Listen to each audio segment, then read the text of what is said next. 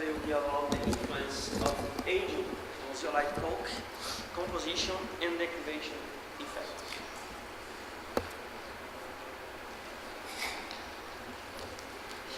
So I start with this very brief introduction,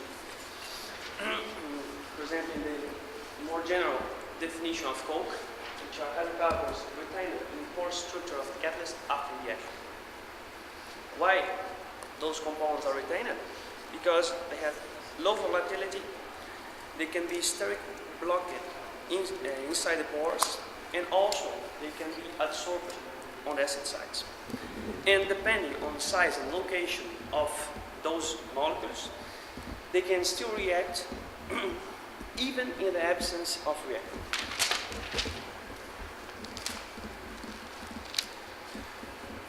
So, the objective of this work was to study the change in coke nature in the absence of reactant under nitrogen stripping.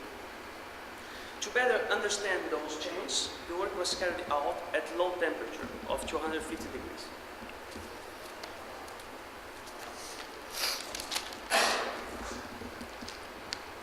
Here is a brief summary of the experimental condition that we used. The model molecule chosen was the methoxylene.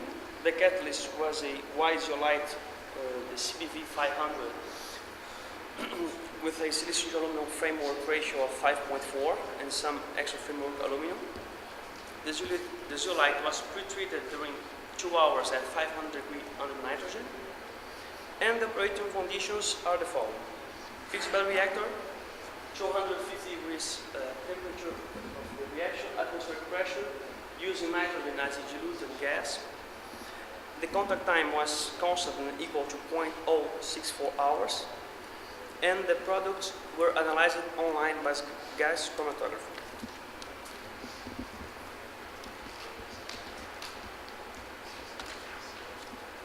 So in this graph you can see the conversion as a function of time on stream, is the black curve, as well as the coke content on catalyst as a function of time on stream, is the other curve. So the conversion goes down very rapidly, and on the other hand, the coke content goes up. So there is a rapid deactivation by coke formation. Okay. We know that coke are those compounds that trap inside the pore structure of the catalyst after reaction, but it's also interesting to have a close look at those compounds. So to do this, we proceed a extraction of those coke components, treating the coke catalyst with a hydrofluoric acid solution. The hydrofluoric acid destroys the zeolite structure and releases the coke molecules. Then we add an organic solvent, dichloromethane, to solubilize at least the part of coke which is soluble. In the conditions of this work, all coke molecules were soluble. That's one reason why you have chosen to work at 250 degrees. So through gas chromatography and mass spectrometry, we access a detailed composition of coke. Doing so, results are summarized in this table. We can divide the coke families into 5 different ones, A, B, C, D, and E. And here I present the distribution of those families as a function of the time on stream. So you can see that the distribution changed quite a lot with the reaction time. At the beginning you have only families A and B, and after 1 hour reaction we start having family E, which is much more condensed.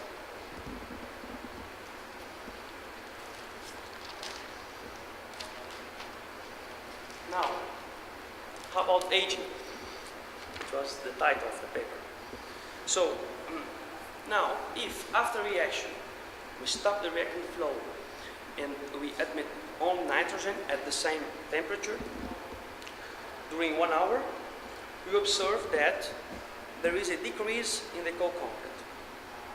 Okay, so here the reaction was carried out for 2 minutes.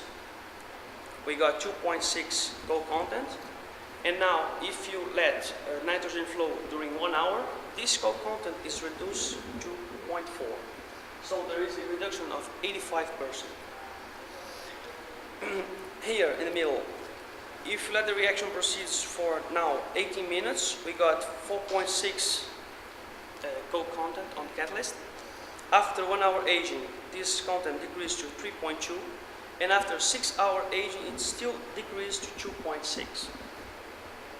And the same for 6-minute reactions. So it's clear that aging under nitrogen causes a decrease in the coke content. The higher the aging time, the higher the percentage of coke removed. But also, for a similar aging time, for instance, you can see this here for 1 hour aging time, the higher the coke content, the lower the percentage of coke removed. So there's something going on.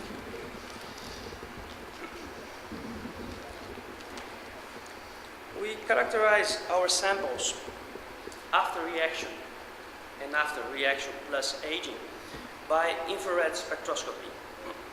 And looking to the spectra of the coke region, we observe that there is a difference in the intensity of the coke bands after reaction and after reaction plus aging. So in this first graph, I present the intensity of the band at 1600 as a function of the coke content. This is the so-called coke band related to carbon-to-carbon bond in aromatics. After reaction, we have this black curve, and after aging, we have the blue curve, which is higher. On the other hand, for the band at 15.5, we observe a decrease, and this band can be related to less condensate species.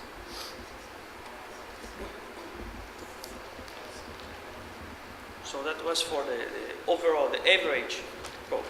But now what happens with each of our families, okay, during aging? So here I present the percentage of each family as a function of age time, the content, sorry, of each family. So family A sharply decreases, family B also decreases, family C also decreases, but family D increases. So the lower coke molecules disappear and higher coke molecules appear. More than that, we start to observe very polyaromatic molecules insoluble in the dichloromethane organic solvent for 6-hour aging, which are not present at all before. Another evidence is that the overall hydrogen to carbon ratio decreased from 0.95 to 0.75 after 6-hour aging.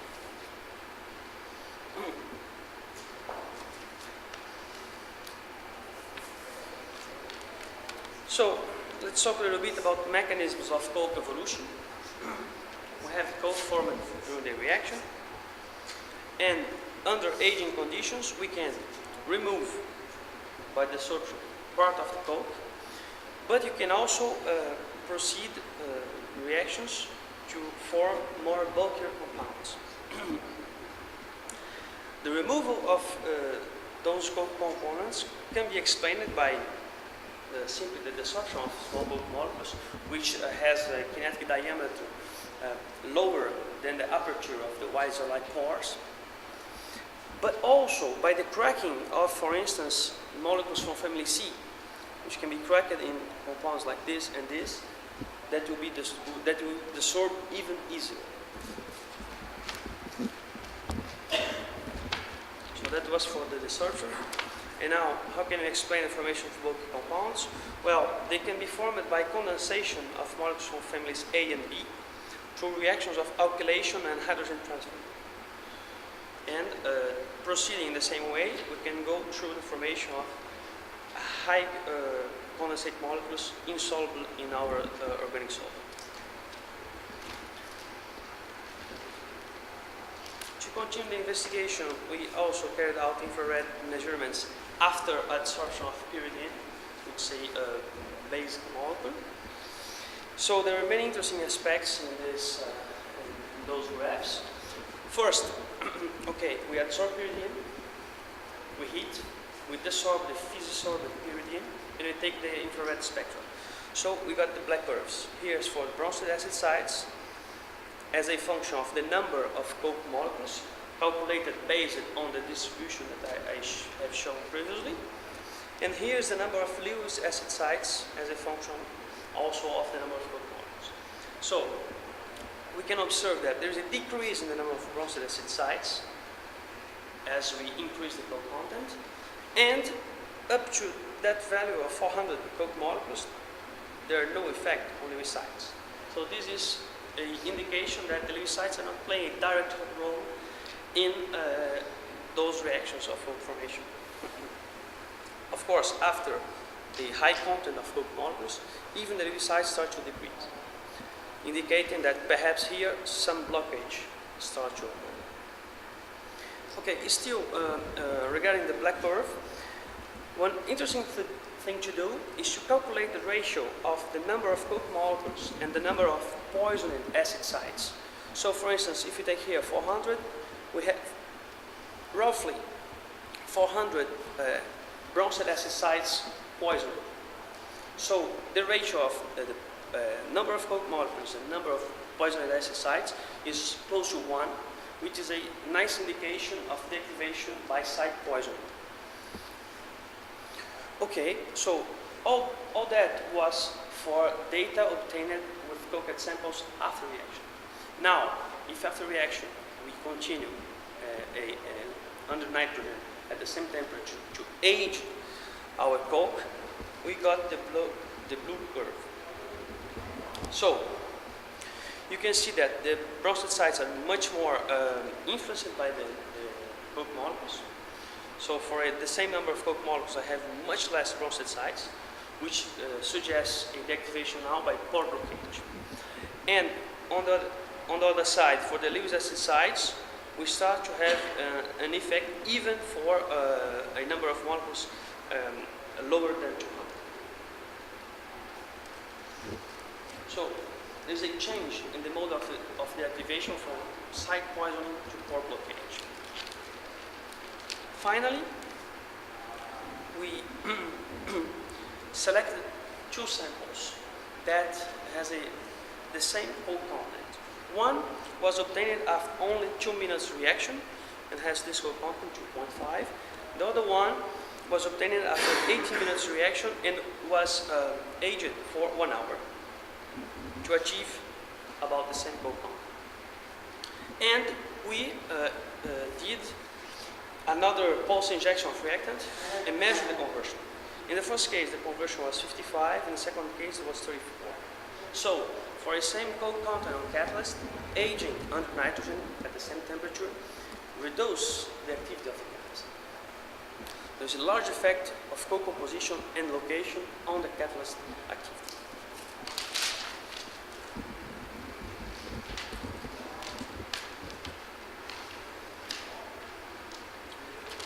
So to conclude, we have seen that aging and nitrogen flow of a Y zeolite coking during the model methoxylene transformation at 250 cause a decrease in the coke content, but also an increase in size and aromaticity of the coke. This deactivation effect is more pronounced after aging. And we also have seen, supporting this, that there is a change in the mode of deactivation from site poisoning to pore blockage. Cracking and condensation reactions between former coke compounds located in adjacent cages can occur under certain reactions. Thank you for your attention.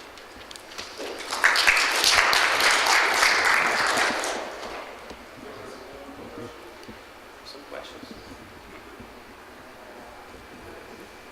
I think your results are very interesting. Have you tried to age in hydrogen instead of nitrogen? No. But if you put hydrogen, you can you hydrogenate the coke. I mean, it's important also to say that this work is, we try to be at least somewhat related to FCC, fluid catalytic cracking. So under FCC stripping, we have no hydrogen, only steam. I have one question. on the amount of coke that you have, if you do a calculation, do you have enough to block the pore to give you that kind of result? Have you done the calculation? I mean, when I presented the ratio, the number of poison acid sites, the number of coke molecules, we see that after aging, this ratio is higher than 1. So we have one coke molecule affecting more than one bromoacid acid sites. So this indicates blockage. I mean, I have the coke content, I have the mass, and I have the coke distribution. So I can calculate precisely the number of coke molecules. Yes. So, but the point is, if you acknowledge the coke molecule grow to the size that will block the pore, it's not one atom will block the pore. So you have to make a certain size before you can block the pore. I mean, in that zeolite, will consume more carbon. It's not one-to-one. So what I'm questioning is, do you have enough carbon there to block pore to give you this one kind of result? coordinate molecule is enough to block a supercage of a white zeolite. So if you have one coordinate here, other here, you block everything that is inside. Because they are inside the zeolite pore structure. So, But it's depending how big Sure, the coke molecule is. Sure. The amount of carbon is proportional to that. So if you need 3 ring, 4 ring, then you will have a lot more carbon than 1 carbon. one molecule like this That's right. is almost enough to Yeah, block one but then supercage. you consume a lot of carbon, Yeah, not one. that's why we calculate the number of coke molecules. So Yeah. even if it's a high molecule, it counts as one. So, That's why I'm asking, if you calculate how much carbon atom you have, do you get this kind of blockage? You can do that. Just calculate, see if we agree. It's easy calculation. Before your studies on your coke deposits, have you performed TPO oxidation? no, we didn't carry out the Because I think you would find more or less 2 joules of coke burning. The high temperature coke burning corresponding to these polyaromatic and polycondensed structures, and there are lower temperature zone where you find a lighter coke. Naphthalene,